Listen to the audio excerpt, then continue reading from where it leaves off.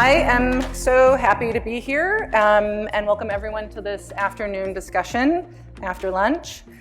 Our topic today is workplace as a product. I'm a workplace experience insight and innovation advisor. I am with a company called ThinkySpace, which I founded. I was work husband, wife to Phil at WeWork, and I think in his honor, I think I'm a recovering H1 architect and H2 moon rising, if I were to kind of put it in astrological signage. And I'll be your moderator today, and I'm excited about that because I think a lot about the workplace as a product and have worked inside of companies thinking deeply about that. And want to continue to advise on that even now. So workplace as a product, what do we mean? A product makes something that people want and makes money too. It is desirable, so it's something the consumer really needs, and it's user-centric in its development.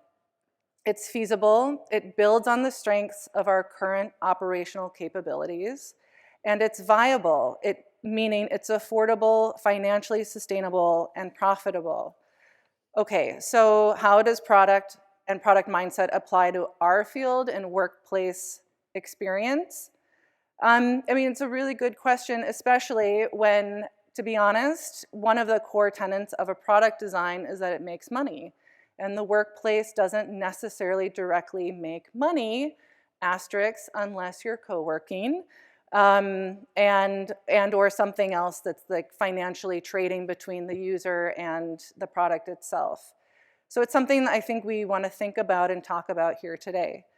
So if we look in the short term, the last 5 years represents a seismic shift in our consumer or employee behavior and their preferences. As a result, our product, the workplace experience, is in a renaissance. Where and how we work has become much stronger as a competitive landscape.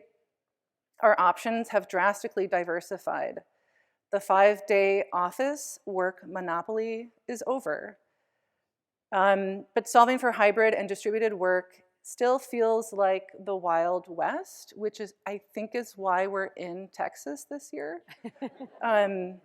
So on stage with me today, I have experts in the research, design, and operation of some of the best-in-class workplace experiences, and honestly, everyone in this room is a part of that community as well, and thinking about it at different scales for a variety of different consumers in different markets around the world.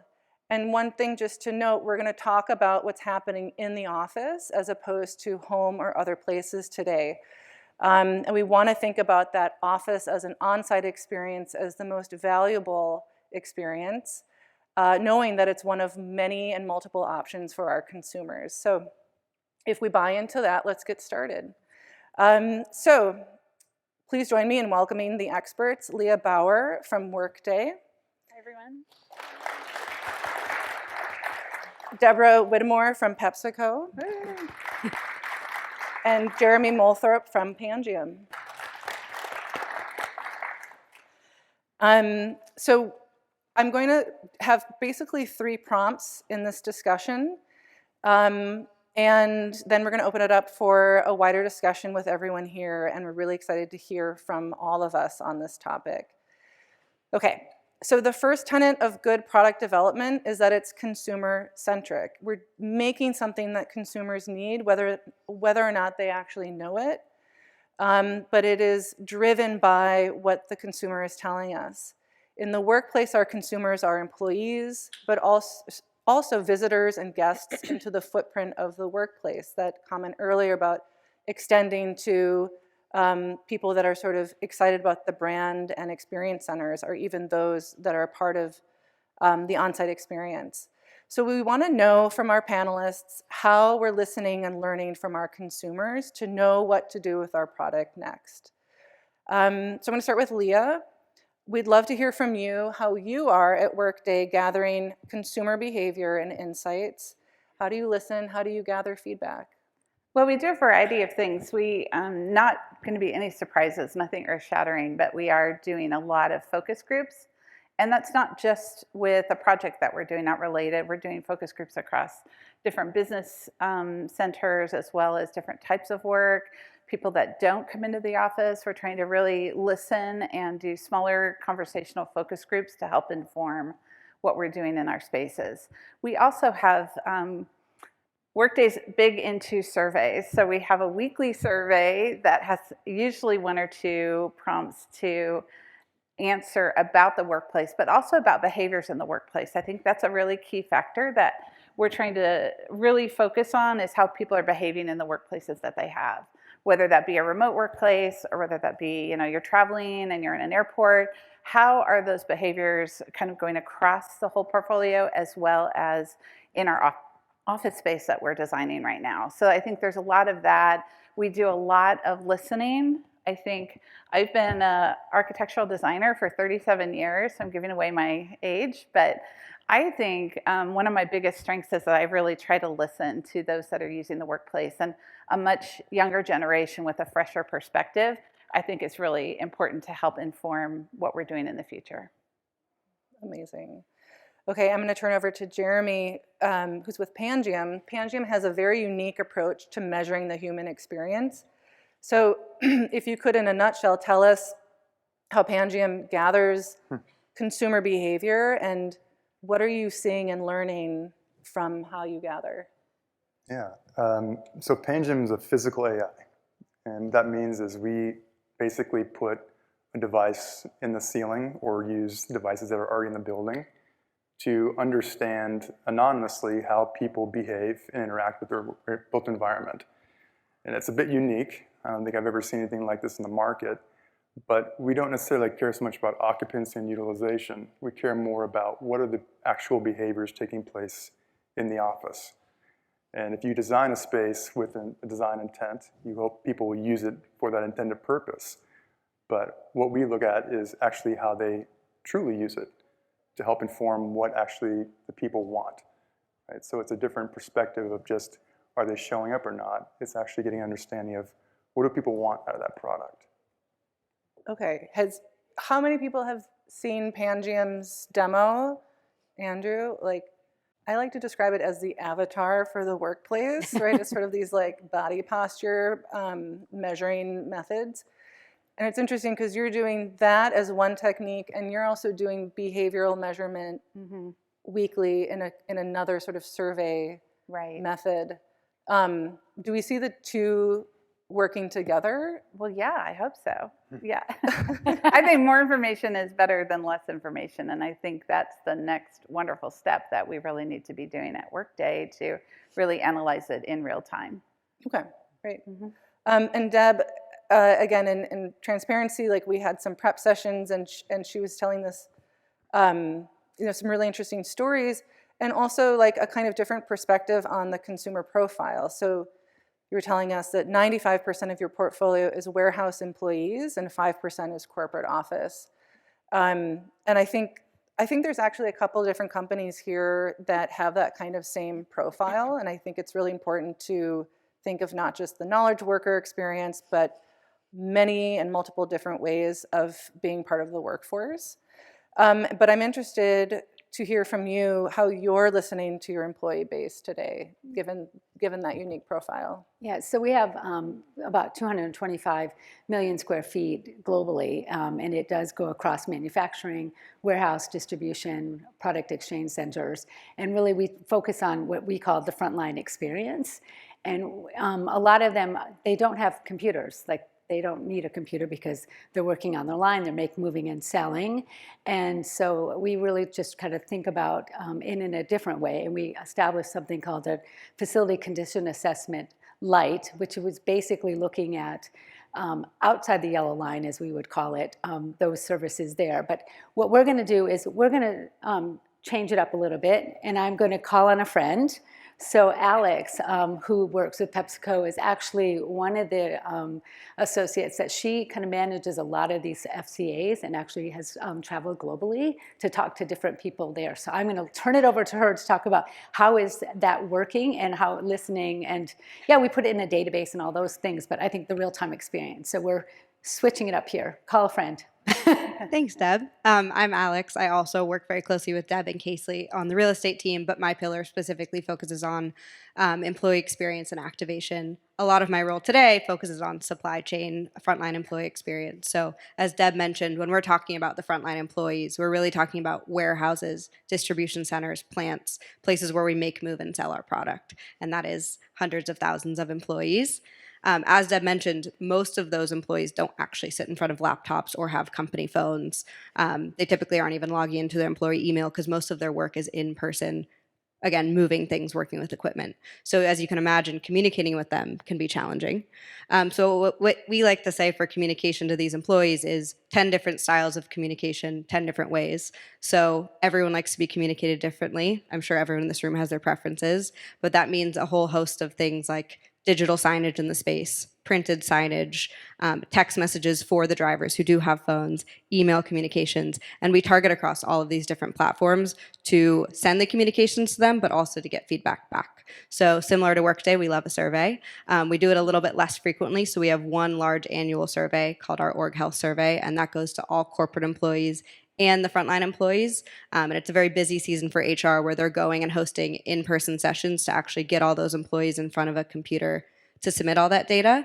So that's the annual version. And then the day-to-day is really in person. So we rely a lot on our frontline employee managers to get that feedback in person in those morning meetings and then funnel it up to us. And then, as Deb mentioned, a lot of the in-person part from our team. So as the real estate team, we've really taken it on this year to go around to as many of the locations as possible, gather that feedback, and then input the data to Casey's team. Thank you. All of you may be called upon, so just Yes. get ready. Get ready. This is switching it immersive up. paneling. Yes. Okay, so there's so much to say on how we do discovery and how we listen, and we may come back to that as a theme, but I do want to touch on the second concept, which is this idea of product development and product updates. So I think, if we think about Workplace as an experience product, we've all been overseeing the evolution of design and operation for many years. And maybe it's felt more one-off, but I think a lot of people are trying to become more standardized and an approach of guidelines and what can we learn from others to scale up these ideas. But the last 5 years have been truly disruptive and innovative all at the same time. One way I've seen this happen in the industry is called the great spread of work. We're trying all these different ideas, and the concept of work is seen all over the place in many, many different methods and iterations that are right for the individual. But it's also been the great smush, trademark me. And what we were previously trying to do in a 40-day week, over 5 days, over months and years, is now being squeezed into 3 days or less. And I think this was mentioned earlier today, but it can feel like overcrowding. Some spaces are massively in demand, and we're trying to design desperately to meet those new demands. And then other parts of the experience are seas of emptiness. And those two things coexist at the same time, which tells me and many of us that it's not quite working. The product we have hasn't been balanced, and the balance continues to be off. And I think Rex made me realize earlier that it's going to take time to both talk about this disruption and socialize a new normal. But I think in product development land, a lot of us are still responsible for fixing those things that are in the here and now. So some companies are being bold and challenging status quo and radically reducing their footprint and developing these hub studio experience center mentalities. Other companies are more modest, starting small, testing, beginning to understand the impact. And I think actually some companies are doing both at the same time. But I think in terms of product mindset, you can make small incremental changes or big, bold changes and disruptions. And I thought we could talk about both of those here today. But start with the small incremental change, the pilots, the experiments, what are we hearing and testing and trying to tweak and turn into action at scale. So Leah, I thought if you could tell us a story of how you're trying and testing in the space of incremental change, but also like as you look across the landscape of what problem or opportunity spaces out there, like how are you choosing what to prioritize and what kind of impact is it having? Okay. One of the things at Workday we've really kind of doubled down on in the past year is this idea of value in inclusivity and belonging and equity. And we've really looked across our portfolio. We have a lot of workmates who have some kind of neurodivergent condition, and they aren't, some of them are more diagnosed and open, some are not. Beyond the visually impaired, beyond those with mobility issues, we really have this concern about neurodivergence. And one of the things we found with our surveys is some people just don't come to the office because it's too busy, too loud. There's no space for them to do heads down work. And so what we're doing to solve that isn't really changing our space, but changing the controls in the space. And what I mean by that is if I go into a phone room, we're looking at pilots of not only can you dim the lights or make the lights brighter based on your need, but you can also change the light temperature. It's a really small and not an expensive adjustment, but it could make the world of difference for 10 to 20% of our workmates who come in and have trouble with the light temperature that we've prescribed for the office. Same thing in our New Zealand office. We actually put in some different lighting that the neighborhood can control. They can decide what temperature they want their lighting. And there's a preset, but they can also come in and adjust it based on what's happening with the exterior. Another thing we're trying to look at is really our acoustic performance of the open office as well as in those rooms, making adjustments, making things that people can adjust themselves and kind of have this self-choosing workplace that gives everyone an individual control within reason. I mean, we don't want to disturb everybody, right? But it's kind of a nice thing we can do for a part of the population that's now 15 to 20% of our population, but yet will benefit everybody across the board. It's not just for that percentage of the population. I might come in with a migraine and need to do an adjustment. So I think those are the types of things we're really looking at and trying to really focus on how we can hit a broader span rather than just 75 to 80% of the people using the space, but look at more like that 90 to 100 and what kinds of things can we adjust there. That's amazing. Mm-hmm.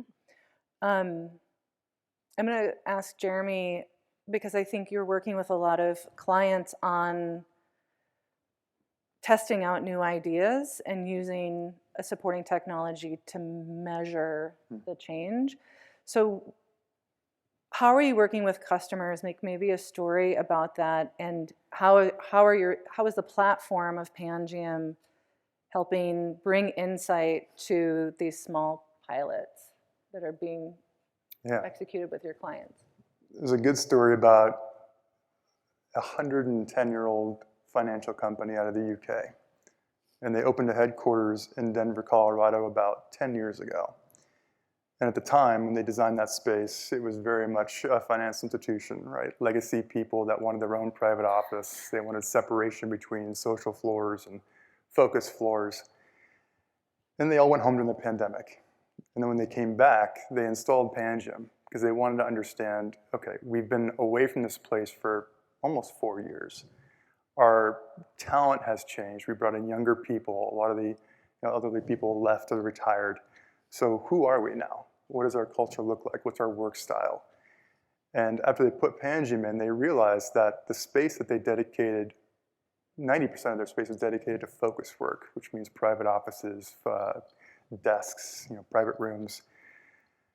What they realized, though, was their people were way more social now than they were 5 years ago. So the places like the beer hall, the social lounges, the food and amenity spaces, those where people were gravitating to in the morning, afternoon, and night, where they saw the most serendipity, the most connection, the most socialization. And then from that place, they would start to sprawl out and have more ad hoc collaborative moments. So that epicenter of social was really the new identity of that building, or that workplace. So they had a chance to redesign their entire building, all their floors, based on this new style of work, but also the new needs of the employees that have been craving that social connection for so long. Okay. So like this concept of, is the space working for you or against you? Mm-hmm. Exactly. Or is it even a right fit for the activity? Yeah, we have a score called Team Environment Fit. And Team Environment Fit is really a measurement of what the space intended to provide in terms of a behavior or an activity. And then we measure through sensors what actually happens there. And if you see a mismatch between what you want to happen there and what's actually happened there based on people's posture, pose, and activity, we can actually identify areas of opportunity for change. It doesn't mean a whole refresh of a space or an entire reconstruction or refit. It means you can start to target areas that are attracting people and build out from there. And the social experiment was, how do we get people in? Where are they congregating? And then how do we support them with smaller spaces like phone booths or huddle rooms or conference rooms around that area, so they're coming in, meeting, and then getting to work more seamlessly. That's very cool. I mean, we were having this conversation at lunch too. Like, I come from architecture as a background and doing pre-design discovery to figure out who the employee is, what does the leadership want, and then building the space around that vision. And I feel like we're in this post-discovery era of build a building that we think is good, put people in, and then start to watch and learn and discover what's really going on, and then start to tailor and adjust those ideas, as a sort of post-occupancy play. But also this idea of like, is the space a positive producer or negative producer of like time and efficiency? So Deb, you have this really interesting story, and she's going to call on someone in the audience. No, again. actually, this one's me. Okay. This Okay. is Cool. all me. Okay. Cool.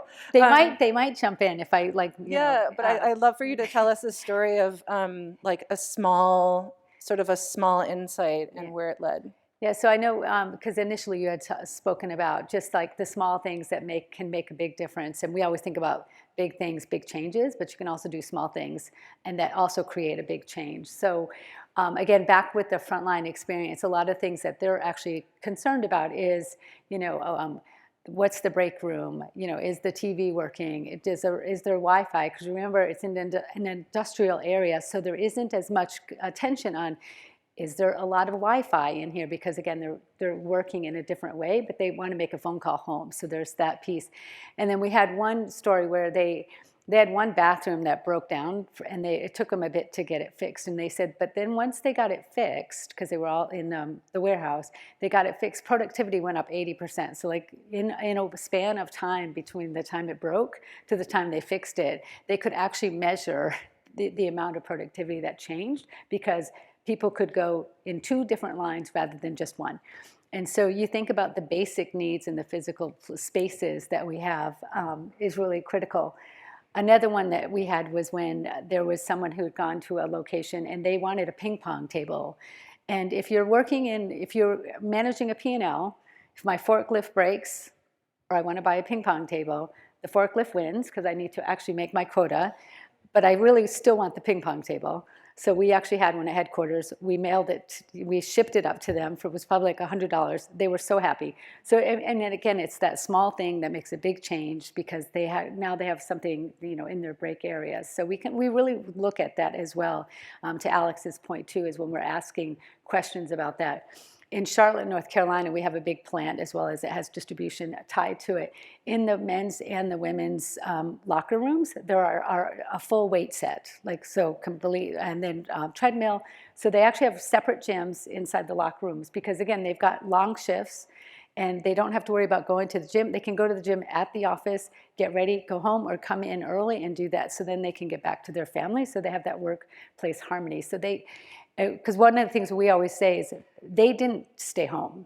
They were still delivering. So Quaker Oats, a lot of you ate that because you're now having breakfast at home. So, so we really try to respect that and try to think about how are we making certain that their experience is as, fruitful, I guess is the best way to, as the knowledge worker, because we all have different types of needs and what's important to us through our day to make certain that we feel like we have purpose and that we're actually making a difference. So, but Casey or Alex, good? All right. So, but yeah, so I will open it up. I know Liz was saying that as well. Anybody have any comments or questions? I think it makes it a little more interactive. It's after lunch. If I was teaching preschool, I'd have all you stand up and do jumping jacks, because I did that as well. So we want to make sure we keep the energy in the room. I was going to ask, these are stories of small incremental changes, but the follow-up question was in this theme of product development, big, bold breakthroughs or declarations of going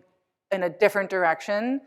Standing up and saying we're going to do it differently, even before you've had the evidence. Does anyone have a story of being big and bold with their experience as a product? Anyone?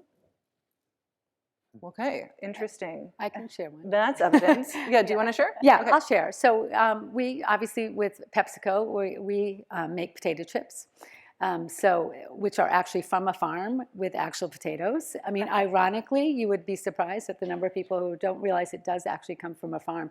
But one of the big things that we've done is when at our purchase headquarters as well as our Plano headquarters, we actually planted some of our product on the campus, like some of the corn as well as the potatoes. And it was really just so that people could, they were actually going out and harvesting it, and we actually put it in there. But it's really just to make sure that people are understanding our seed to shelf vision. And just remembering where we're coming from. And the other thing that we had a pop-up restaurant in New York City that literally sold out. It was for 2 weeks. They actually extended it another week because it sold out within an hour. And they had 14,000 people on the waiting list to actually get into it. Amazing. And everything, the whole menu is all of our products were actually in there. So if you're making chicken, you can actually chop, crunch Lay's potato chips, and that can be your seasoning instead of your breadcrumbs because it's made with potatoes, salt, and oil. And so, and then our CEO said he and his wife actually make eggs, and they'll actually use the Lay's potato chips inside the egg, so it kind of gives it the salty taste, but also the potato taste as well inside with some cheese. And so there's a new omelet for you as well. But we, and it's a little thing, but it's really trying to make sure we're taking our products and actually using them as well in a very different way than just. Well, I always love a big bag of barbecue potato chips as well. So. With these like pilots or sort of these insights and doing these smaller interventions or sort of additive parts of the experience, how are you scaling that?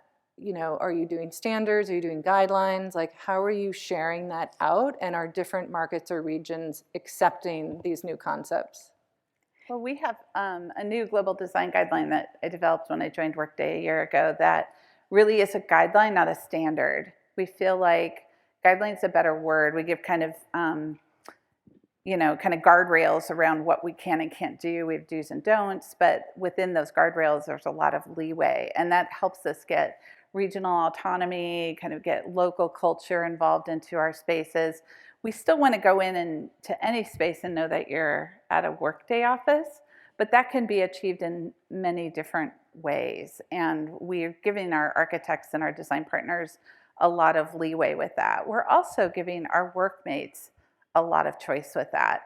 And I haven't talked a lot about space today because really it's secondary. Space is one of our tools, right? Technology is another tool. Mm-hmm. But the culture is really what binds everyone together. And I think that's really important from an architectural designer to remember when we're designing spaces that our workmates have a large voice.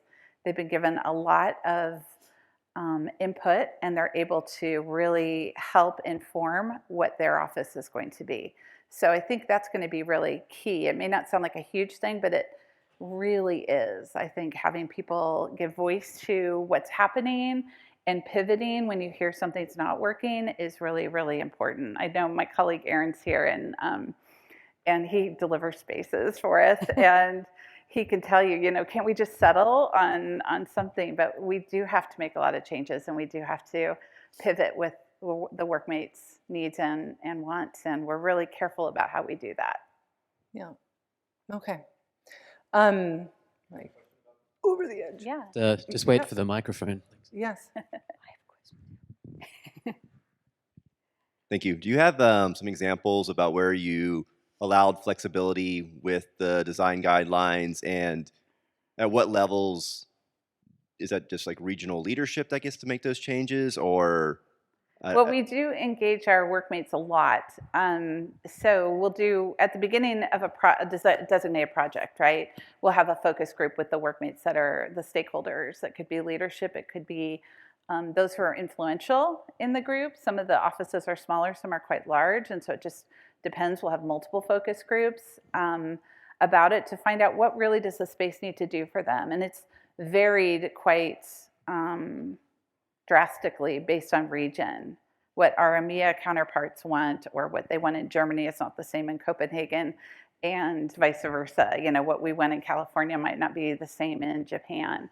So we're really careful about how we involve them, but the guidelines are really giving us equity across types of spaces, ratios of spaces to desking, but our workmates really have a lot of control over the theme for the office, what the cultural needs are. So they may need 2 game rooms instead of 1, or they might have a huge poker club, which one of our offices does, and has a gigantic poker table. And so we're really careful about hearing their voices and then keeping that within our guidelines. We're now starting to develop some branding. We just rebranded, and so how the branding is put through the offices, those are the kinds of things that we guide. But yet the personality of the office has really helped along with our workmates. Does that make sense? Does that answer your question? Okay. I'm happy to share it with you too if you want to see our guidelines. Yeah. You have a QR code for those, right? After. Not that technology, but I can get that to you. So, okay, my last prompt is around data. I want to talk about data, feedback, and key performance indicators. So if this morning was about stories, I do want to address the hairy elephant in the room, which is, how do we know this experience, this product is working? Do we use data to tell that story? Is anyone listening?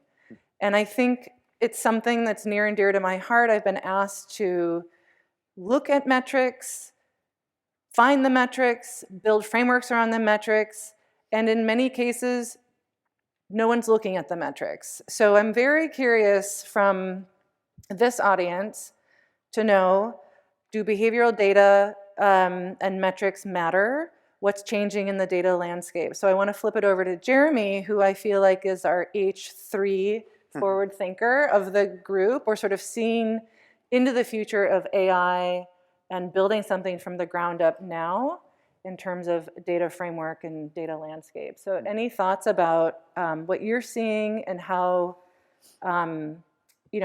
what kinds of clients what are clients asking of you, and how you see maybe like the next 10 years of measuring the workplace experience under the umbrella of Pangiam? I think I'd use the analogy of a product and say for the last 5 years, we've treated the workplace product like a diet tool, right? A Fitbit. We know if people come in, you know, if you got your steps, right? It kind of gives you this binary information of like, I worked out today or I didn't. But where it needs to go, now that we've gone through the diet exercise of right sizing, downsizing, whatever it is, to more of a wellness app. So the Oura Ring, the Apple Watch, we have all these instruments now that tell us not only if we worked out, if we worked out effectively, are we eating the right things, did we get enough sleep last night? We have a really good sense of how our body operates if we are plugged into these things. And that feedback loop from that product helps you maintain and get to a higher level of performance over time. I think we need to look at the workplace in the same way, which is why I get excited about new data, right? We're trying to break ground and teach people a new way of looking at space, because it's not about space, it's about people, right? So being able to get more in-depth, rich data about actual behaviors and activities and be able to identify things that escape human perception is really the mission right now of workplace leaders, right? We need to figure out the things that are working for us, that work for people, that are inclusive, but also responsive to new technologies. AI is accelerating all of our work. Just being remote and flexible, all of those things have shifted the workplace purpose in the last 5 years, and yet we have fallen behind on catching up. So using data now, it's important because we need to provide our CFOs and our CFOs that indisputable data that these are the things we need to change to support a more healthy work life, a more productive workplace. And it eventually will help attract and retain talent. It connects teams more effectively. I mean, there's just so much wellness that could come out of the workplace product if you get it right. But you have to pay attention, and you have to invest in those things to ensure that those people are truly happy where they are.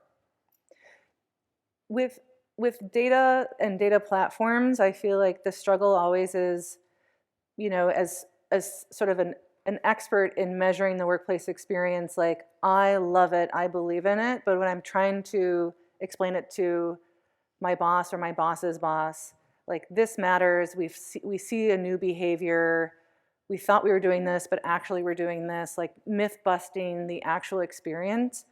Do you see clients like rejecting things or hanging on to certain aspects of like these data insights that you're coming up with?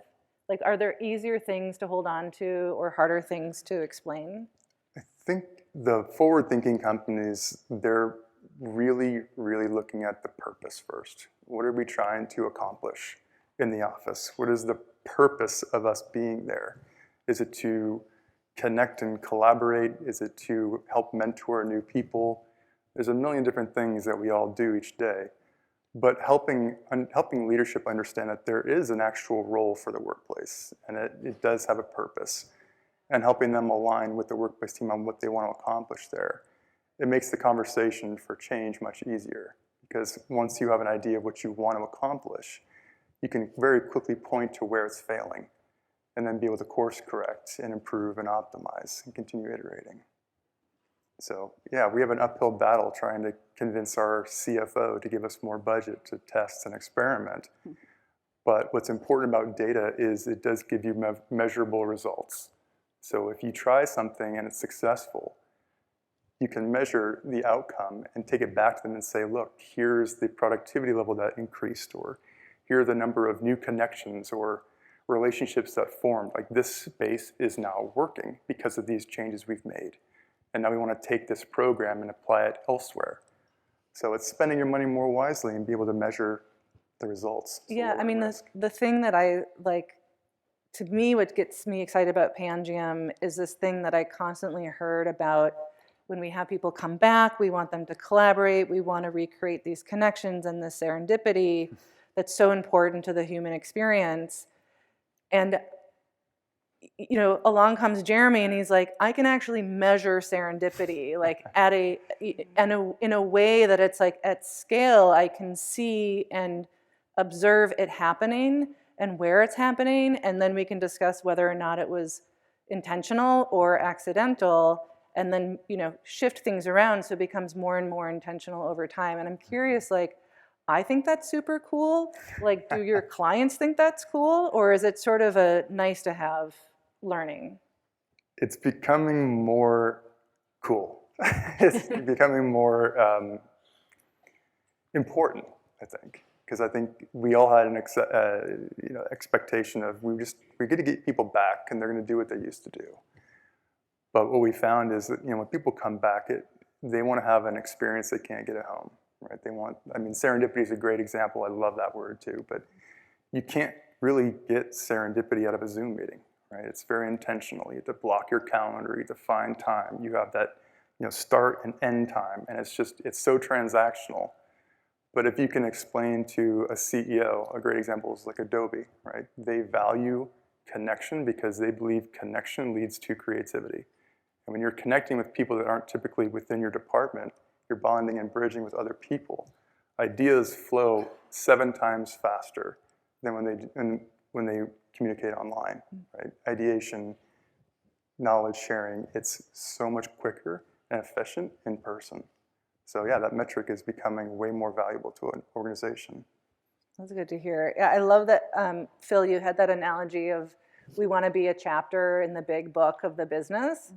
And so what are those metrics that really matter? It's not measuring, we all put in 8 hours on our machines. You know, it's got to be something beyond that that actually accelerated business or contributed to business continuity. Okay, enough about me. Leah, tell me about like a story of you resetting metric baselines. Do you have, I think you were telling some stories around like new commitments or goals for data. Is data helping tell that story?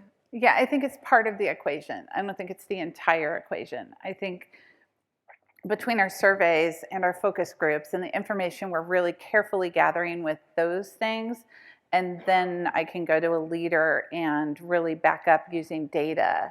Because I think we're in an age where, you know, for a personal example, my mother's not well, and so, you know, her doctor's telling us stuff, and we're over there Googling it to make sure it's accurate, you know, and I think everybody wants to fact check, right? You want to have a little bit more than just one voice telling you something.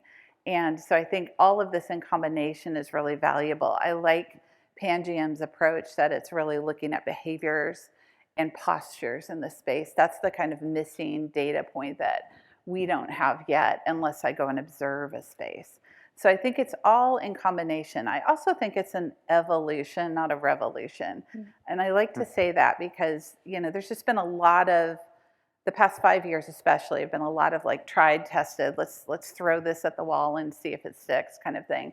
And I think what we need to do is tweak and evolve as we listen to the people using the spaces and what they need to do their best work and what they need to be innovative and what they need to be feeling like they're connected to each other and to the company. And I think that's just, it's a nuanced kind of conversation, but I think all of this helps support it.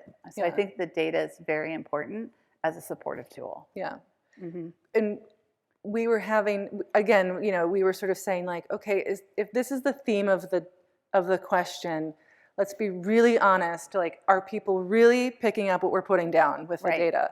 And I think we all have a story where we like came with a percentage on a deck and we said, see, we told you so. And people are like, nope, total rejection. Don't care. Yep, I do not feel that way. And it's very personal. Some people are very like just stuck on what they think is the right thing to do for their people. And the leaders can be really careful about that, right? They're trying to support, they're trying to protect. They don't want their workmates to lose anything. They don't want it to look different and have people leave. They like their team, you know, all of that kind of thing. But they come in with a bias about it. And so I think we just have to have the conversation carefully. And like I said this before, nuanced. I think it's just a really careful thing, but the data can help support it. Do you, I think, Deb, you maybe have a story of data rejection, data acceptance? I do. I think the big thing, just to echo on that too, is it's really just understanding what's the why. Right. Because what's driving that resistance to like really understand the data and then react to it to see, okay, what's that next pivot? So I'm calling on a friend so Casey McCarthy, who works at PepsiCo, she manages our technology and our data platforms as we're working on that. So I will let her kind of speak a little bit further about how that happens and how we actually overcome it when we're doing putting together business cases for the data and why it's important to kind of look at all those components of it. So, Miss Casey. Hello. James was gracious and let me like do this, like I'm going to call a friend. So we just switched it up. Sure, why not? I like that show, that game show. So I guess the short answer is that we get people questioning the data literally every day on my team. It's a non-negotiable. They just are going to do it. And our goal as a team is to make sure that we're taking the emotion out of our decision-making using data. So universally, when we show any kind of utilization data to the business unit that we're supporting, their answer is, what? You guys have all seen it. They're like, that looks low. That's not true. We use it more than that. We hear it every single time. And I have found what works best to kind of combat that is to find a way to break the data down to a personal level of something that they have themselves seen. So for example, instead of showing a building level metric to say your space is used this much, or this floor even is used this much, we'll break it down to the neighborhood level to say, hey, your team, you report up through finance, your team right here, is this accurate for your team? And every single time they'll go, yeah, that kind of looks about right. And we'll say, okay, so if your team looks right, then imagine how the building's right. So we have to break it down into little pieces to kind of gain their trust. And we're still in the Fitbit model, to your point. We're not in the wellness app model yet, where we're still kind of focusing on almost binary metrics instead of kind of wellness and human behaviors. And we're working towards that. But I've found that when you start with the foundational and you do kind of show them something that just black and white on paper, they've seen it with their own eyes, then you can start to open up to new metrics that they'll kind of trust and believe from day one more because you've gained that kind of data trust with them over time. Amazing. Okay, so we have 8 minutes and 49 seconds left. I want to open it up to the group. So workplace as a product. I think we've talked about this, I don't know, in my world, this has been discussed before. I still think it's a valuable discussion to have. Do people buy into this concept that workplace experience can learn from product and product development, product mindset? Yes? No? But well, oh yeah, hi. Jamie. Yeah, hi. I had a question. Oh, yeah. You're a believer because you have to be. Yes. What's your question? Do you want to finish your... Okay. No, go ahead. This is like an organizational dynamics question, which is not the sexiest topic, but I do view it as the biggest impediment to treating workplace as a product. And I was super excited when I saw the title of this, because I agree with you that this is where it needs to head. So if I look at the Industrious P&L, for example, the most heartbreaking part of the P&L, the part that I would rather make a single dollar ever again than have people have to go through this, is when a head of workplace comes to us and says, I think I could make a better office in Toronto than you guys could, but then I have to talk to my CEO, and she's going to want this, and the COO is going to say this, and then the sales team is going to, and I basically going to get reduced into being a ticket taker for all the sort of aspirations of a group of people, and then create the lowest common denominator, don't piss anyone off version of the thing.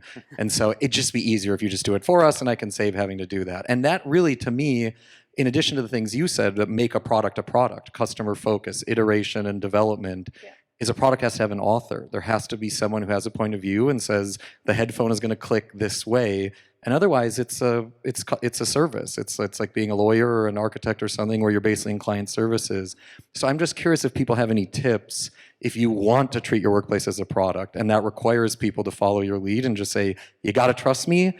I'm going to create places that people on our team are going to love. And I know you think you need the water slide or you think you need X, but you got to follow my lead here. How do you set yourself up in a big company to be a product developer and not essentially a internal client services role? I mean, I think there are experts in the audience too.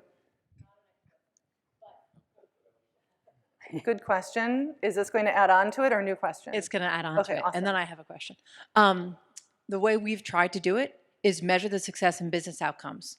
So cost per square foot, cost per head, in a real estate role, that's just table stakes. But Jamie, what is your team trying to achieve in the next, we'll even say 6 to 12 months? Okay, what behaviors, because this is what we're essentially talking about, what behaviors do you need to see on that team to get to that outcome?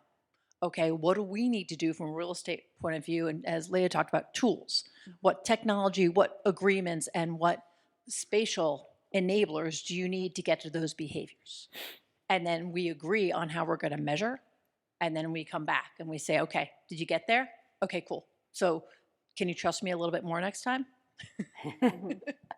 So the question I have, there's some really great, lots of really good nuggets here, but the measurement. So I'm very excited about the behavioral measurement, the postures, but we need to take data and put it into action. Mm-hmm. So to get different behaviors, you need to do something differently, and it can't just be reconfigure the space.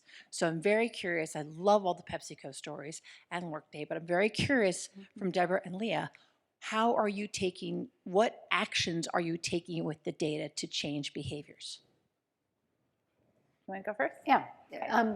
So if I I'll sit with the supply chain area. So some of that data and how you change it into action. So one of the things that we did, so again, go back to my forklift, I really want to buy a ping pong table. So we actually established a fund where we actually help give dollars back into the supply. A lot of them are supply chain locations, but we relate it to some more sustainability type of efforts. And we think of sustainability in our Pet Positive journey across not just energy and utilities, but rainwater harvesting, a new break room, a mother's room, because we're also looking at what kind of talent are we actually trying to attract in there. So the makeup of men and women in this supply chain area is changing. So it primarily was traditionally men. There's now more women that are joining in that workforce as well. So it's like trying to make certain that you have those types of accommodations. So that's kind of some of that where we've looked at that data. And we also take back into,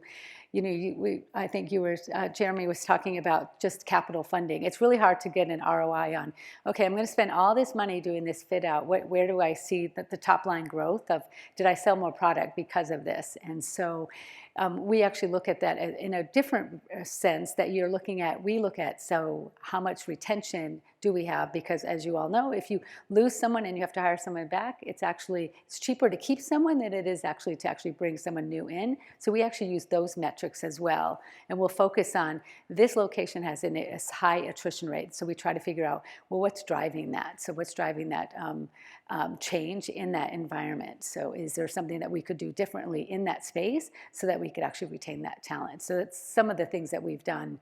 And I know I used the pool table example, that was just one, but we gave a location $40,000 to redo his break room, and he was a plant director. He said it made same thing, it made such a big difference of that they had this new space, they've got new TVs, they've got, so when they're coming on their break, it's much more of a relaxing environment because they can basically, I'm done. I've got 30 minutes to have my lunch before I go back out on the floor. So it's really just making sure that that's there. We put athletic trainers inside of all of our areas as well. At big headquarters, you have gyms. Well, we make certain that they have that because they also have a lot of physical activity in their jobs. So we actually want to make certain that we're keeping them healthy as well. So we kind of look at those pieces to kind of help with that.